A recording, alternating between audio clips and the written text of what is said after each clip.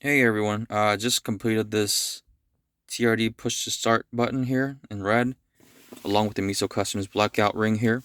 So for reference, this is what the chrome ring looks like originally, and this is the OEM button. So as you can see, the light still shines through, no issues, it works fine.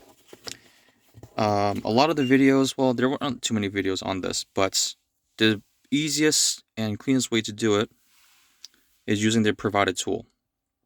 Right, so all you have to do on the stock one, push it in, and then you'll be able to hook this behind the chrome ring, and you just pull it.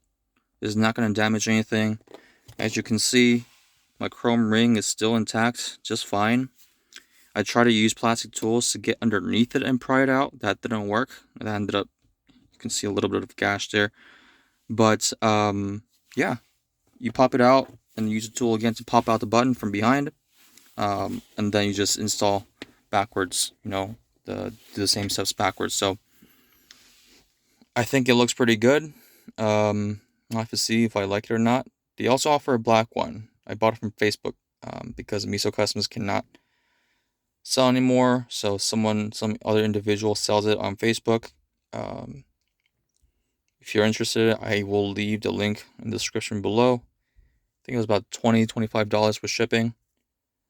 I have to buy the ring from MESO Customs directly. I think that was about $10. So for what, $30-$40, I think it's a nice little mod. Again, the light works just fine.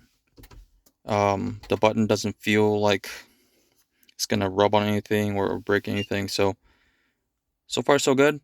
I'll update you guys if anything happens, and let me know if you have any questions. All right, talk to you guys later. Bye.